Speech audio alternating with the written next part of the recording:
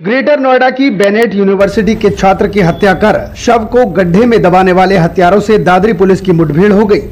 इस मुठभेड़ में 3 बदमाशों के पैर में गोली लगी, जिससे वह घायल हो गए। पुलिस ने तीनों घायलों को गिरफ्तार कर उन्हें अस्पताल पहुंचाया। दरअसल ग्रेटर नोएडा के दादरी थाना क्षेत्र की बेनेट यूनिवर्सिटी के बीबीए के छात्र यश मित्तल की हत्या करने वाले 3 हत्यारों के बारे में दादरी पुलिस को जानकारी हुई थी।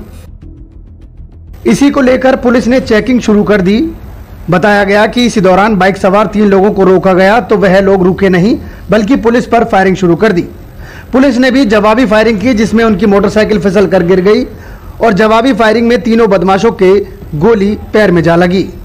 पुलिस ने तीनों को गिरफ्तार कर लिया और उन्हें अस्पताल पहुंचा दिया।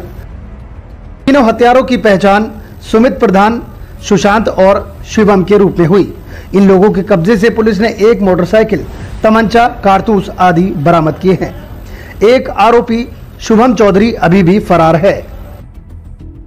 इस मामले में जानकारी देते हुए डीसीपी साद मियां खान ने बताया कि अमरोहा निवासी प्रदीप मित्तल के द्वारा 27 फरवरी को थाना दादरी पर अपने पुत्र के हॉस्टल में न होने के संबंध में तहरीर दी गई थी, जिसके बाद ग्रेटर नोएडा जोन में कई टीमों का गठन किया गया और सर्विलांस व सीडीआर के माध्यम से कई नाम प्रकाश में आए, जिसमें एक नाम यश के दोस्त रचित का आया। गजरौला से रचित को पुलिस ने हिरासत में लेकर पूछताछ की तो पुलिस भी हैरान रह गई। जनपद गजरौला में ऑपरेशन चलाकर सर्विलांस टीम की मदद से रचित को हिरासत में लेकर कड़ाई से पूछताछ की गई तो उसके द्वारा बताया गया कि 26 फरवरी को यश मित्तल को फोन करके पार्टी करने के लिए बेनेट यूनिवर्सिटी से बुलाया गया था, जिसके बाद यश ने अपने साथियों के साथ मिलकर तिगरिया अमरोहा के जंगलों में बैठकर पार्टी की। पार्टी के दौरान यश द्वारा किसी बात को लेकर अपने साथियों को बोला गया कि कब तक तुम लोग मेरे पैसों का खाते पीते रहोगे।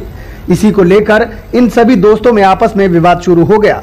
इसी दौरान यश मित्तल के साथियों द्वारा तिगरिया अमरोहा के जंगल में यश की गला दबाकर हत्या कर दी और उसके शव को करीब 5 से 6 फीट गड्ढा खोदकर खेत में ही दबा दिया गया। रचित की निशानदेही पर थाना दादरी व स्वाट टीम द्वारा यश मित्तल के शव को तिगरिया अमरोहा के जंगल से गड्ढे से बरामद कर लिया गया। मृतक के शव को गड्ढे से निकालते समय मृतक यश मित्तल के परिजन भी मौके पर मौजूद थे। इस मामले में गजरौला पुलिस द्वारा पंचायतनामा और पोस्टमार्टम की कार्रवाई कराई गई। रचित द्वारा बताया गया कि हत्या करने के बाद पुलिस को गुमराह करने के लिए वो अपहरण संबंधी मैसेज मृतक के मोबाइल से भेजते रहे। रचित के द्वारा ही अन्य लोगों के नाम सामने आए।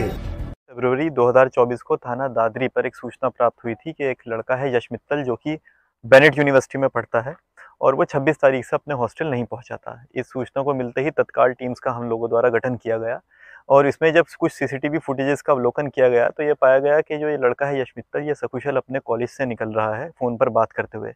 इसके बाद विवेचना के क्रम में सीडीआर का भी अवलोकन किया गया और उसमें कुछ सस्पेक्ट नंबर हमें प्राप्त हुए। उसमें एक सस्पेक्ट था रचित, जो कि इसका मित्र था। रचित से जब पूछताछ करी गई तो रचित ने बताया कि रचित, यश मित्तल, शिवम, शुभम, सुशांत और शुभम चौधरी नाम के लड़के, ये सारे लोग गजरौला के रहने वाले हैं और ये लोग आपस में मित्र हैं और आपस में काफ़ी पार्टी और मिलते जुलते हैं। नवंबर 2023 से इसने बताया कि इनकी मित्रता काफ़ी बड़ी है। उसके बाद इसने बताया कि 26 तारीख को ही गजरौला के खेत में पार्टी करने के लिए इन्होंने यश मित्तल को बुलाया था फ़ोन करके, जिसके बाद वो वहाँ गया। उसी पार्टी में इनके बीच में कुछ हॉट टॉक हुई, जिसके बाद इन लोगों ने उसकी हत्या करके शव को वहीं पे एक खेत में गाड़ दिया। आज रचित की निशानदेही पे गजरौला में उस खेत से शव को हमने बरामद किया है। इसके बाद हमें ये पता चला था कि कुछ इस घटना में जो अभियुक्त हैं वो इस क्षेत्र में है, दादरी क्षेत्र में है, जिनके लिए कॉम्बिंग करी जा रही थी। इसी कॉम्बिंग में पुलिस मुठभेड़ के दौरान हमने इसमें 3 जो अन्य अभियुक्त हैं उनको गिरफ्तार किया है। इसमें एक अभियुक्त जो शुभम चौधरी है वो फरार है, उसकी जल्दी हम गिरफ्तारी करेंगे।